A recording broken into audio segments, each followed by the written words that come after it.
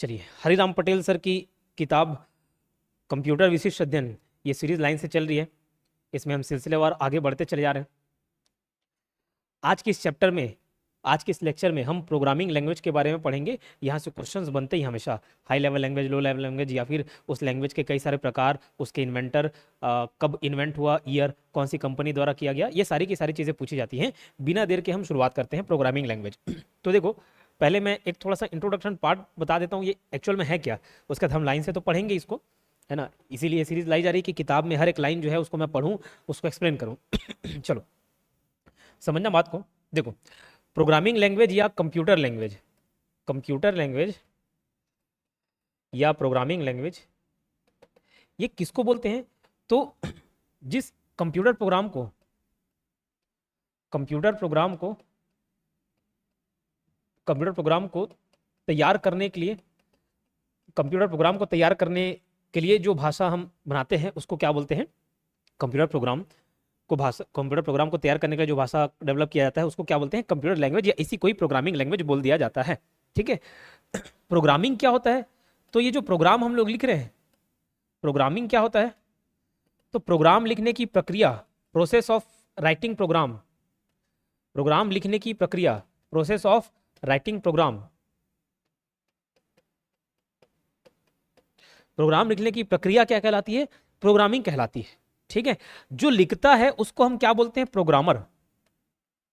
जो ये प्रोग्रामिंग लिखता है ना उसको क्या बोलते हैं? प्रोग्रामर। जो ये काम करता है उसको क्या बोलते हैं हम? प्रोग्रामर। ठीक है। और प्रोग्रामिंग के लिए हमको एल्गोरिदम की आवश्यकता होती है। एल्गोरिदम की आवश्यकता होती है। एल्गोरिदम मतलब होता है सेट ऑफ रूल्स। क्या होता है? सेट ऑफ रूल्स, नियमों का एक समूह है एल्गोरिदम। तो इतना सा बेसिक सा बात है प्रोग्रामिंग लैंग्वेज। क्योंकि देखो भैया, कंप्यूटर हमारी लैंग्वेज थोड़ी समझेगा कि हम बोले और वो समझ लिए, ऐसे नहीं होता है। उसकी अपनी एक भाषा है। ठीक।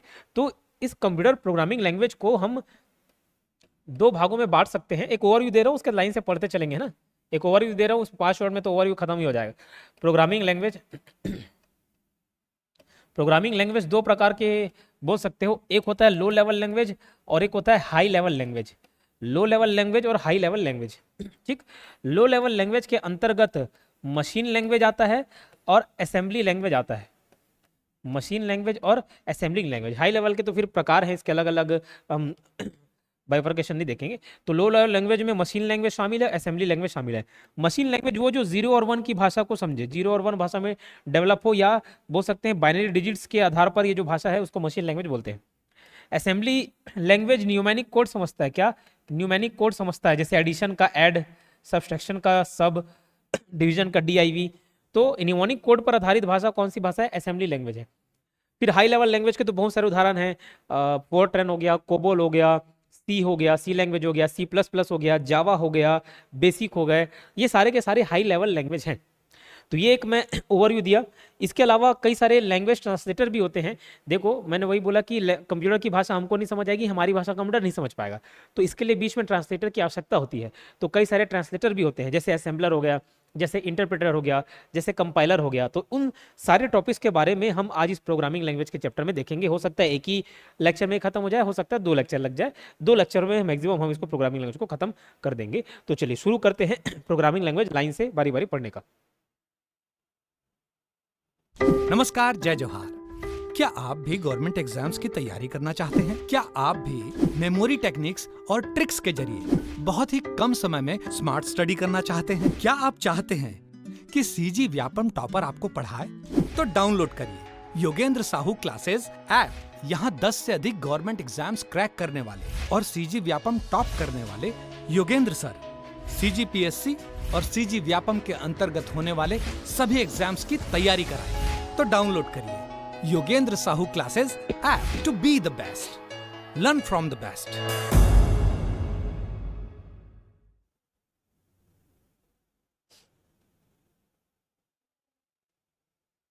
चलिए शुरुआत से एक एक लाइन देखते हैं और उसका मतलब हम समझेंगे। देखो क्या लिखा हुआ है कंप्यूटर प्रोग्रामिंग लैंग्वेज के बारे में। हम जानते हैं कि कंप्यूटर एक मशीन है तथा वह मनुष्य की समान भाषा को नहीं समझ सकता। हाँ, यही देखें। इसलिए कंप्यूटर के प्रोग्रामों को विशेष प्रकार की भाषाओं में लिखा जाता है। कंप्यूटर के जो प्रोग्राम है, उसके सॉफ्टवेयर हैं, उसके जो फंक्शंस हैं, वो विशेष प्रकार की भाषाओं में लिखे जाता है। इन भाषाओं को कंप्यूटर आसानी से समझ सकता है। इन भाषाओं को हम क्या कहते हैं? प्रोग्रामिंग लैंग्वेज कहते हैं। वही मैंने एक्सप्लेन किया शुरुआत में, सारी चीजें ये पूरा थ्योरी पार्ट में दिया हुआ है, इसलिए मैं थोड़ा ओवरव्यू दे दिया आपको, है ना। कंप्यूटर में किसी भी विशेष कार्य को कराने के लिए और समस्या के निदान के लिए एक सॉफ्टवेयर की आवश्यकता होती है।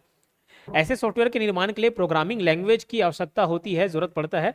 जो व्यक्ति प्रोग्राम या सॉफ्टवेयर लिखता है उसे प्रोग्रामर कहते हैं। किसी भी सॉफ्टवेयर को डिजाइन करने के पूर्व कुछ चरणों में डिजाइनिंग की रूपरेखा तैयार की जाती है, जिसके लिए कुछ महत्वपूर्ण चरणों का प्रयोग करते हैं, जैसे फ्लो चार्ट हो गया, एल्गोरिदम हो गया, सूडो कोड। तो एल्गोरिदम के बारे में मैं बताया था, एल्गोरिदम प्रोग्रामिंग करने के लिए एल्गोरिदम की आवश्यकता होती है। जैसे नॉर्मल मैं लेक्चर, मेरे और भी प्लेलिस्ट हैं हमीर राम पटेल के अलावा, आप प्लेलिस्ट सेक्शन में जाओगे ना, योगेन साहू क्लासेस चैनल में जाना और प्लेलिस्ट में जाओगे तो प्लेलिस्ट में कंप्यूटर का खाटी क्वेश्चन सीरीज वाला मिलेगा। तो उसमें भी मैं चैप्टर वाइज बहुत ही आसान तरीके से समझाया हूँ, और उसमें आपको बहुत सारे ऑब्जेक्टिव क्वेश्चंस भी मिलेंगे जो अच्छे लेवल के क्वेश्चंस हैं, तो वो सब जरूर देखिएगा। तो उसमें मैंने एल्गोरिदम के बारे में एक बहुत बेसिक सा एग्जाम्पल दिया था। जैसे हमको एक सब्जी बनाना है, तो सब्जी बनाने के लिए कुछ नियम है, उसको पालन करने होते कि नहीं होते। बस वैसी प्रोग्रामिंग करने के लिए भी एल्गोरिदम की आवश्यकता होती है। सब्जी बनाऊंगा तो सबसे पहले क्या करूंगा? कढ़ाई गर्म करूंगा, गैस जलाऊंगा, कढ़ाई गर्म करूंगा, तेल डालूंगा, उस पर और जितने भी मसाले वगैरह वो सब डालूंगा, सब्जी डालूंगा, उससे पहले काटूंगा, फिर बनेगा, उसको खाऊंगा। ये सब प्रोसेस होता है कि नहीं होता है? तो बस वैसे ही वो भी क्या है? एल्गोरिदम है। और इसके अलावा और कौन कौन से चरण हैं, स्टेजेस हैं? फ्लो चार्ट हो गया, सूडो कोड हो गया, ठीक है। तो एल्गोरिदम सेट ऑफ रूल्स है, बस इतना याद रखना, बाकी वो सूडो कोड और फ्लो चार्ट अभी तक पूछा नहीं गया। एल्गोरिदम क्या होता है? किसी भी प्रॉब्लम को सॉल्व करने के लिए बनाई गई प्रक्रिया को चरणबद्ध तरीके से लिखना एल्गोरिदम कहलाते हैं। सेट ऑफ रूल्स है, प्रोसेस वाइज आपको पहले क्या करना है, दूसरे क्या करना है। तो देखो कितना अच्छा एग्जांपल दे दिया। सब्जी बनाने वाला, सबसे पहला काम क्या करना है? आपको गैस चालू करना है, दूसरा काम उस पर कढ़ाई रखना है, फिर तीसरा काम क्या करना है? तेल डालना है, तेल गर्म करना है। तो ये चरणबद्ध प्रक्रिया है जिसको फॉलो करना होता है, उसी को ही हम क्या कहते हैं? एल्गोरिदम कहते हैं। तो ये एक आसान भाषा में आपको समझा दिया। एल्गोरिदम छोटे छोटे इंस्ट्रक्शंस का समूह है, सेट ऑफ इंस्ट्रक्शंस। एल्गोरिदम क्या है? Set of rules, set of instructions, set of commands is known as what? Algorithm, ठीक। जो यह बताता है कि किस प्रक्रिया के बाद कौन सी प्रक्रिया की जानी है। वो एग्जांपल ले लेना सब्जी वाला, याद रखना भैया। पहले आप क्या करोगे? पहले गैस ऑन करोगे, कढ़ाई रखोगे, कि पहले तेल डाल दोगे उसी गैस के ऊपर? ऐसा तो नहीं करोगे ना। तो चरणबद्ध प्रक्रिया आपको अपनानी पड़ेगी। पहला step, then second step, then third, then fourth, then fifth, ऐसा। किसी प्रोग्राम की लॉजिक डिजाइन करने के लिए पहले एल्गोरिदम बनाया जाता है, और एल्गोरिदम को किसी प्रोग्रामिंग लैंग्वेज में लिखने की क्रिया कोडिंग कहलाती है। जैसे हमें दो संख्याओं को जोड़ने के लिए एक प्रोग्राम बनाना है, तो प्रोग्राम बनाने के पहले हम उसके लिए एल्गोरिदम लिखेंगे। तो ये यहाँ से सिर्फ एल्गोरिदम क्या है बस आपको वो समझना था, और उतना दुनियादारी छोड़ना है। फ्लो चार्ट देखो, फ्लो चार्ट और सूडो कोड ये पूछा नहीं गया, बट फिर भी एक बार रीड कर लेना। रीड कर लेता हूँ मैं अपने साथ, आप मेरी भाषा में सुन लीजिए इसको। एल्गोरिदम में लिखे लॉजिक को ग्राफिकल रूप में प्रदर्शित करने के लिए फ्लो चार्ट का उपयोग किया जाता है। फ्लो चार्ट बचपन में कभी बनाया फ्लो चार्ट? जैसे बहुत सारे पॉइंट्स पूछते थे कि भैया बचपन में अगर कभी आप ऐसे आंसर फ्रेम किए होगे तो कंप्यूटर के फायदे बताइए, तो 5 6 7 फायदे हैं, तो उसको लाइन से ना लिख के मैं क्या फ्लो चार्ट में बना दूं डायग्राम वगैरह? बीकॉम एमकॉम वैसे ही पास हुए, आंसर ज्यादा आता नहीं था, जो थोड़ा बहुत मालूम है उसके क्या डायग्राम बना दिए, फ्लो चार्ट बना दिया, दुनिया भर का फ्लो चार्ट। ये 1 पेज 4 पेज 5 पेज भरना पड़ता था। आप जो बीकॉम एमकॉम ये बीए एमए वाले होंगे उनको ये समझ आता होगा। तो 3 4 लाइन के जगह तो भैया ऐसे बड़ा बड़ा गोला बना दिए, फ्लो चार्ट बना दिया, ऐसे ऐसे ऐसे ये फीचर होगा, कैरेक्टरिस्टिक्स। तो वैसे ही एल्गोरिदम को भी फ्लो चार्ट में हम लोग रिप्रेजेंट करते हैं। एल्गोरिदम में लिखे लॉजिक को ग्राफिकल रूप में प्रदर्शित करने के लिए फ्लो चार्ट का यूज किया जाता है। जैसे यहाँ पे किया गया, देखो फ्लो चार्ट, स्टार्ट, फिर declare variables number 1 number 2, sum, read number 1 and 2, add number 1 and 2, assign value to sum, ये दुनियादारी, ठीक है। इसमें सभी प्रकार के निर्देशों के लिए अलग अलग आकृति का प्रयोग किया जाता है ताकि मिक्सअप मत हो। अलग अलग कमांड, अलग अलग आकृति। इनपुट आउटपुट को प्रदर्शित करने के लिए इनपुट आउटपुट बॉक्स का उपयोग होता है। प्रोसेस को प्रदर्शित करने के लिए प्रोसेस बॉक्स का यूज किया जाता है। डाटा के फ्लो को दर्शाने के लिए फ्लो लाइंस का यूज किया जाता है, जैसे वो लाइंस है ना। फ्लो चार्ट के माध्यम से प्रोग्राम लिखना सरल है क्योंकि इससे हम डेटा के फ्लो को समझ पाते हैं। बहुत ज्यादा इंपॉर्टेंट नहीं है, फिर भी मैं रीड कर दिया इसको। सूडो कोड, मनुष्य के समझने योग्य समान भाषा में एल्गोरिदम और फ्लो चार्ट में दिखाए लॉजिक को लिखने की प्रक्रिया क्या कहलाती है? सूडो कोड, ठीक है। समझ आई बात? सूडो कोड कंप्यूटर की प्रोग्राम की भाषा और ह्यूमन लैंग्वेज की मीडिएटर का काम करता है। सूडो कोड क्या है? मीडिएटर का काम करता है। सूडो कोड को पढ़कर प्रोग्राम आसानी से प्रोग्राम की कोडिंग लिख सकता है, प्रोग्रामर आसानी से प्रोग्राम की कोडिंग लिख सकता है, ठीक। इतना क्लियर हुआ? इतनी सी बात समझ आई है ना? बस वो रीड बस मारना था आपको, बाकी जो इंपॉर्टेंट चीजें हैं मैं उस पर आऊंगा। अब देखो, प्रोग्रामिंग लैंग्वेज के पीढ़ी के आधार पर 5 पीढ़ी में विभाजित किया गया है ना, अलग अलग पीढ़ी में। जैसे हम history of development of computer भी पढ़ते हैं, कंप्यूटर का विकास का इतिहास जब देखते हैं तो भी इसको 5 अलग अलग पीढ़ी में पढ़ते हैं, 5 अलग अलग जनरेशन में पढ़ते हैं, पहला, दूसरा, तीसरा, चौथा, पांचवा, ऐसे अलग अलग जनरेशन में पढ़ते हैं। पहले में जैसे वैक्यूम ट्यूब यूज़ होता था, फिर पंच कार्ड यूज़ हुआ, आईसी चिप यूज़ हुआ, लार्ज स्केल इंटीग्रेशन यूज़ हुआ, चौथे में, पांचवे में वेरी लार्ज, अल्ट्रा लार्ज, ये सब हुआ कि नहीं हुआ। तो बस वैसे ही प्रोग्रामिंग लैंग्वेज को भी पहली पीढ़ी, दूसरी पीढ़ी, तीसरी, ऐसे करके अलग अलग पीढ़ी के आधार पर पढ़ते हैं। बट इसको पढ़ने से पहले, ये 5 पीढ़ी को पढ़ने से पहले मैं इधर आता हूँ। सर किधर आते हैं? इधर।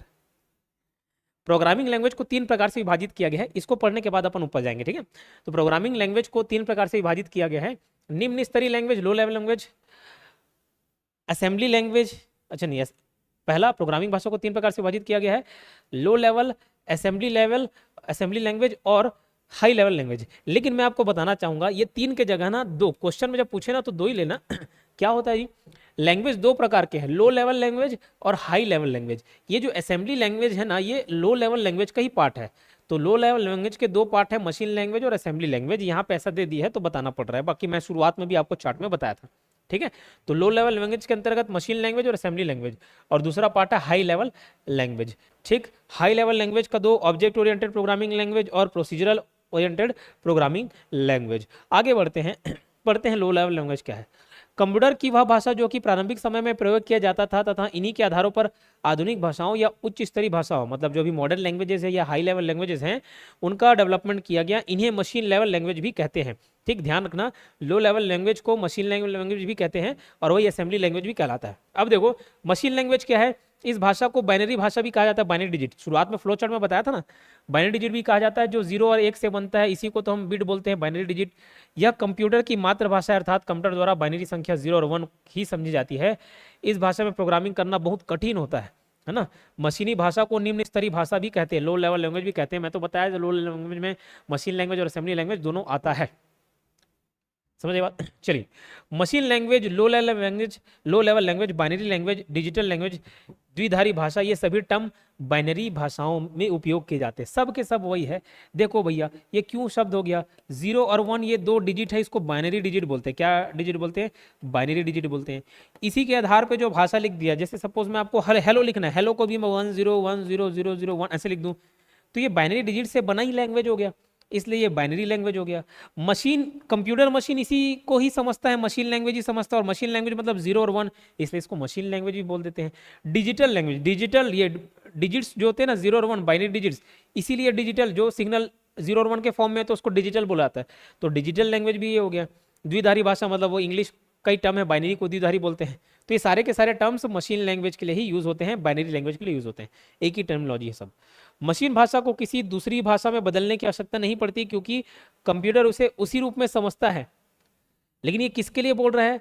जब कंप्यूटर को मशीन लैंग्वेज का यूज करना हो ना, कंप्यूटर को मशीन लैंग्वेज का यूज करना हो, तब उसको और दूसरे भाषा की जरूरत नहीं। अरे कंप्यूटर को अगर हिंदी समझ आता और पहले से कोई इंस्ट्रक्शन हिंदी में लिखा हुआ है, और उसको काहे बदलेगा? नहीं बदलेगा ना। तो कंप्यूटर को मशीन भाषा समझ आती है, और मशीन भाषा में ही समझ लो कोई प्रोग्राम है, कोई इंस्ट्रक्शन है, कोई डेटा है, कोई इन्फॉर्मेशन है, तो कंप्यूटर को उसको बदलने की जरूरत ही क्या है? नहीं है। समझिए बात। चलिए, मशीन भाषा का प्रयोग प्रथम पीढ़ी के कंप्यूटर में हुआ था। मशीन भाषा में कोड लिखना और उसे याद रखना बहुत ही कठिन था।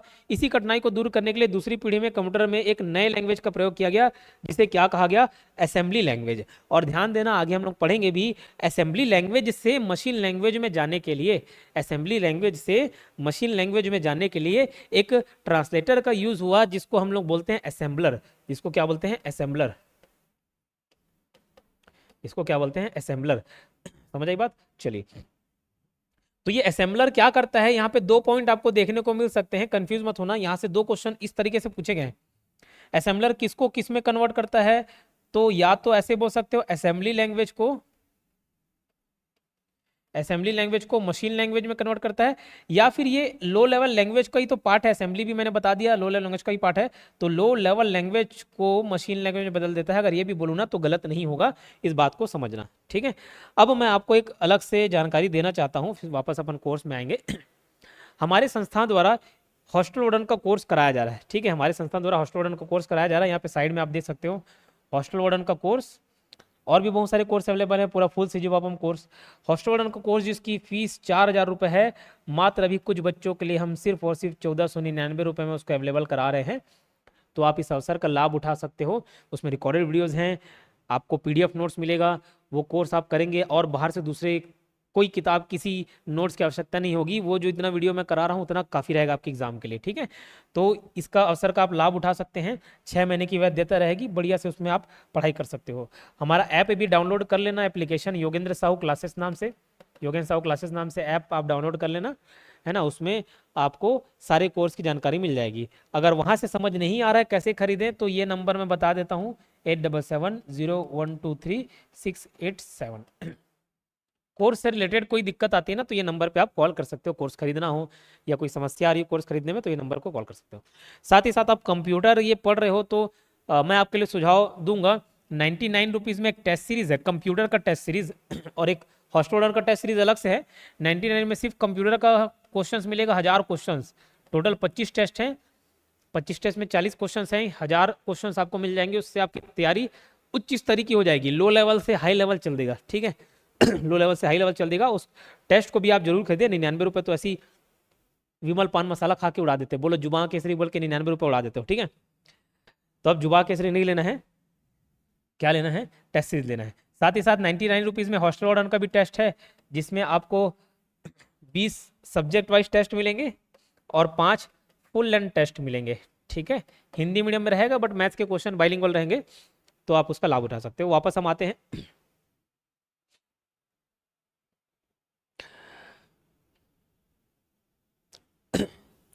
असेंबली लैंग्वेज देखो, असेंबली लैंग्वेज यह भाषा द्वितीय पीढ़ी में प्रयोग में लाई गई जिसमें मशीनी भाषा द्वारा कोडिंग में आ रही परेशानी को दूर किया गया। ये भाषा भी मशीनी भाषाओं पर आधारित होता है, परंतु इसमें निमोनिक कोड का प्रयोग किया जाता है। ये मैं बताया था, निमोनिक कोड शुरुआत में ही बताया था, याद करो, चार्ट जब बता दिया था, इसलिए मैं ओवरव्यू दे दिया।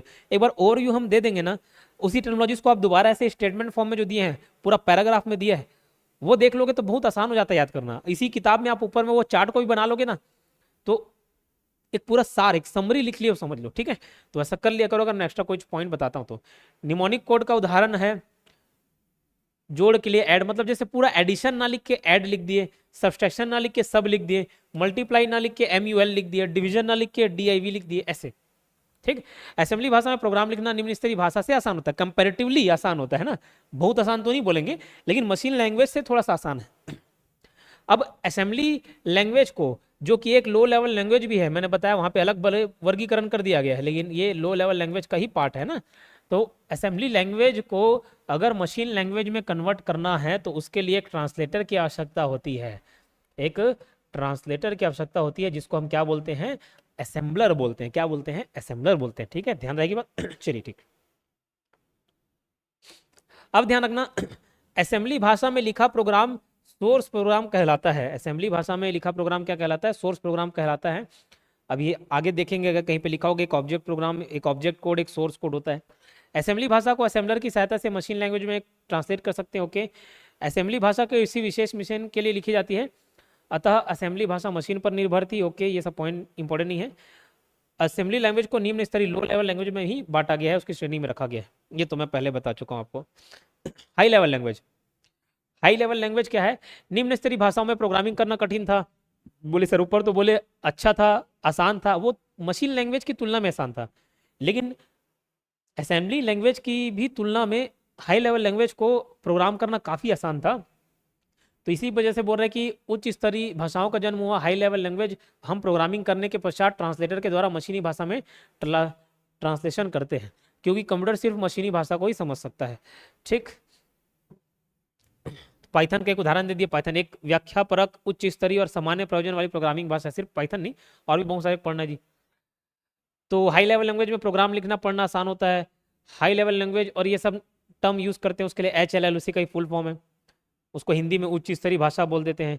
इसका प्रयोग तृतीय पीढ़ी से प्रारंभ हुआ, इसका प्रयोग कहाँ, तृतीय पीढ़ी से प्रारंभ हुआ। और हाई लेवल लैंग्वेज को निम्न स्तरीय भाषा में बदलने के लिए लैंग्वेज ट्रांसलेटर सॉफ्टवेयर का यूज किया जाता है, जिन्हें हम कंपाइलर और इंटरप्रेटर कहते हैं। अब देखो ध्यान देना आप, लो लेवल लैंग्वेज या असेंबली लैंग्वेज, इसको एक चार्ट बना लेना, कंफ्यूजन दूर हो जाएगा। लो लेवल लैंग्वेज या असेंबली लैंग्वेज को मशीन लैंग्वेज में किसके माध्यम से कन्वर्ट किया जाता है, ट्रांसलेट किया जाता है, असेंबलर के माध्यम से। किसके माध्यम से, असेंबलर।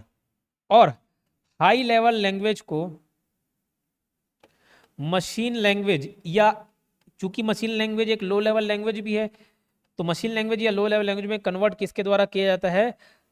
कंपाइलर, मतलब ट्रांसलेट किसके द्वारा किया जाता है? कंपाइलर या फिर इंटरप्रेटर के माध्यम से, इंटरप्रेटर के माध्यम से ट्रांसलेट किया जाता है। तो सर ये दोनों में क्या डिफरेंस हुआ? डिफरेंस होता है, interpreter line by line interpret करता है, लाइन बाय लाइन ट्रांसलेट करता है, वहीं कंपाइलर सट से पूरा एक पेज ट्रांसलेट कर देता है। समझ आई बात? मतलब जैसे इंटरप्रेटर के माध्यम से अगर ऐसे ट्रांसलेट करें, ये हाई लेवल लैंग्वेज में लिखा होगा तो पहले ये लाइन करेगा, फिर ये लाइन करेगा, फिर ये लाइन करेगा, ऐसे करता है। तो यहीं से आप इसके ना फायदे और नुकसान भी समझ लीजिए, आपको आसान पड़ेगा याद करना बाद में जब देखेंगे हम लोग। सर क्या फायदे नुकसान? अब मैं बताओ स्पीड किसकी ज्यादा रहेगी, कंपाइलर की कि इंटरप्रेटर की? अरे पूरा का पूरा एक पेज ये ट्रांसलेट हो जा रहा है एक बार में, तो कंपाइलर में तो समय कम लगेगा, क्योंकि कंपाइलर तो एक बार में पूरा पेज ट्रांसलेट कर देता है, और इंटरप्रेटर एक बाई एक बाई एक बाई ऐसे एक एक लाइन से करेगा, तो उसमें तो समय ज्यादा लग जाएगा। लेकिन लेकिन लेकिन ध्यान रखना, एक्यूरेसी इंटरप्रेटर की ज्यादा होती है, कंपाइलर की कम होती है। सर ये कैसे? अरे देखो, अगर मेरे को कोई जांच करना हो कि मैं कहीं स्पेलिंग मिस्टेक तो नहीं करूं, अब मैं ऐसे लाइन से एक एक ठोक देखूंगा, यहाँ कहीं स्पेलिंग मिस्टेक आ गया, फिर पहला लाइन के बाद ऐसे देखूंगा ये, फिर ये ऐसे देखूंगा, ऐसे में मेरे को एक्यूरेसी मिल जाएगी, मतलब जो गलती है ना आसानी से पकड़ में आ जाएगा। और एकदम मैं चिट्ठी जैसे ये ऐसे देख के कर दूं तो फिर उसमें नहीं पकड़ाएगा। ठीक है, समझ आई बात? तो कंपाइलर की एक्यूरेसी इंटरप्रेटर के कंपैरिजन में थोड़ी कम होती है, इस बात को आप याद रखेंगे। ठीक है, चलो।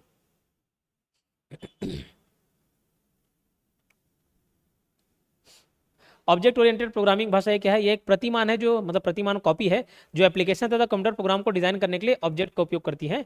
यह भाषा, ये उतना इंपॉर्टेंट नहीं है ना, रीड मार लेना बस। यह भाषा रीयूजेबल होने के साथ इसमें एक ही कोड को बार बार कॉल कर सकते हैं। आधुनिक प्रोग्रामिंग भाषा ऑब्जेक्ट ओरिएंटेड प्रोग्रामिंग भाषा को सपोर्ट करती है। एल्गोल, एल्गोल मतलब एल्गोरिदम लैंग्वेज के सुपर सेट के रूप में सिमुला पहली ऑब्जेक्ट ओरिएंटेड प्रोग्रामिंग भाषा है। ये उतना ज़्यादा डिटेल में मत जाना क्या है कैसे, ऐसा नहीं समझ आ रहा है, बस ये पॉइंट इंपॉर्टेंट है। एल्गोल, एल्गोल मतलब एल्गोरिदम लैंग्वेज के सुपर सेट के रूप में सिमुला पहली ऑब्जेक्ट ओरिएंटेड प्रोग्रामिंग है। OOL, sorry, object oriented programming language, OOP है ना। ऑब्जेक्ट ओरिएंटेड प्रोग्रामिंग लैंग्वेज कौन सा है? सिमुला। इसमें सॉफ्टवेयर डेवलप करना बहुत ही आसान होता है। ऑब्जेक्ट ओरिएंटेड प्रोग्रामिंग भाषा में प्रत्येक ऑब्जेक्ट अन्य ऑब्जेक्टों से संदेश प्राप्त करने, डेटा प्रोसेस करने तथा संदेश भेजने में सक्षम होता है। एग्जाम्पल दे दिए ऑब्जेक्ट ओरिएंटेड प्रोग्रामिंग लैंग्वेज का। ठीक है, समझिए बात। ऊपर वाला प्रथम पीढ़ी, द्वितीय पीढ़ी, ये सब हम छोड़े थे। नेक्स्ट क्लास में नेक्स्ट क्लास में हम जो हाई लेवल लैंग्वेज है ना, हाई लेवल लैंग्वेज, इसका पूरा पढ़ लेंगे, इसको याद कर लेंगे किसके किसके द्वारा ये बनाया गया। बहुत ही आसानी से ट्रिक के माध्यम से मैं आपको याद करा दूंगा। फिर लैंग्वेज ट्रांसलेटर के बारे में तो मैं पहले ही जिक्र कर चुका हूँ। फिर कंपाइलर इंटरप्रेटर का डिफरेंस देख लेंगे, यहाँ पे ये पूरा कवर हो जाएगा। ठीक है, लास्ट में ये चार्ट है जो कुछ खास इंपॉर्टेंट नहीं है, ये इंपॉर्टेंट है। कितना टाइम हुआ रिकॉर्डिंग? 22 मिनट।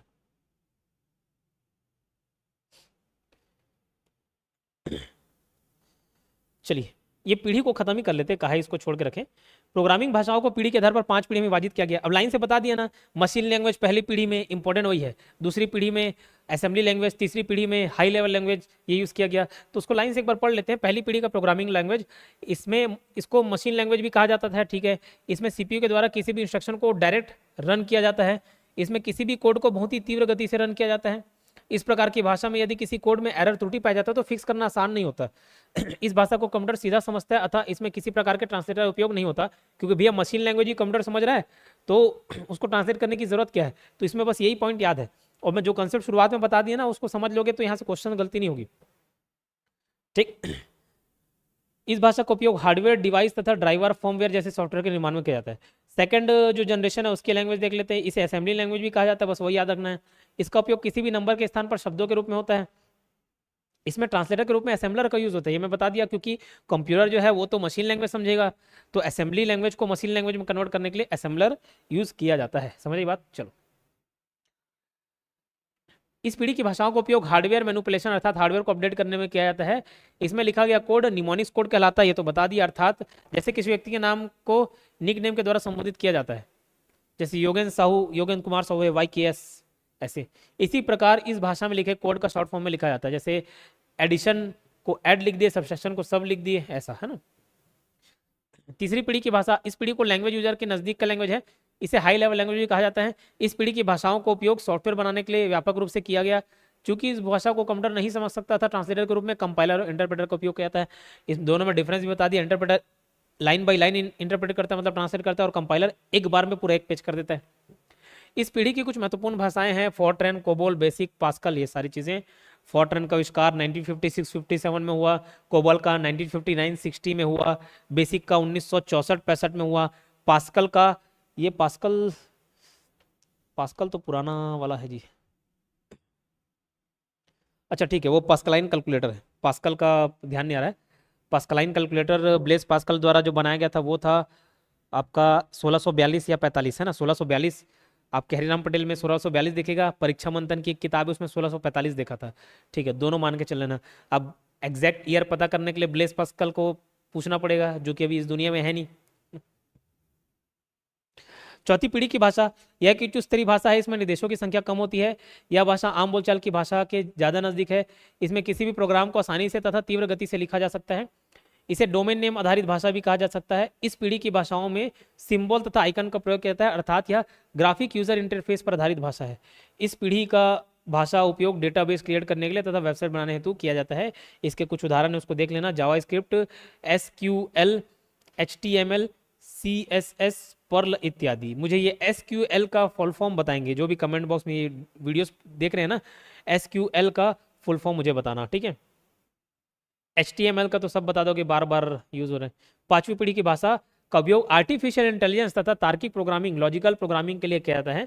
इसमें प्रोग्रामिंग करते समय किसी समस्या के समाधान के लिए एल्गोरिदम के बजाय समस्या के समाधान में आने वाली बाधाओं तथा उसमें उत्पन्न तार्किक अवस्थाओं का उपयोग किया जाता है। उदाहरण है Mercury, OPSS, Lisp, list processing, Prolog, programming in language, logic, ये सारी चीज़ें, ठीक है। अब इसमें जो इंपॉर्टेंट था, low level, high level, machine level, ये सब हम डील कर चुके हैं। अगले क्लास में आगे देखेंगे। ये बहुत ज़्यादा VVIMP है। फॉर्ट्रैन आविष्कार कब हुआ, ये 1956-57 में, फुल फॉर्म क्या है, किसने किया, ये एकदम ट्रिक के माध्यम से देखेंगे। इसमें खास बात क्या है वो भी पढ़ लेंगे। ये चैप्टर फिर आपका कंप्लीट हो जाएगा। एक टॉपिक, एक क्लास और लगेगा आधे घंटे का, फिर ये खत्म, ठीक है। चलिए मिलते हैं नेक्स्ट वीडियो में, धन्यवाद।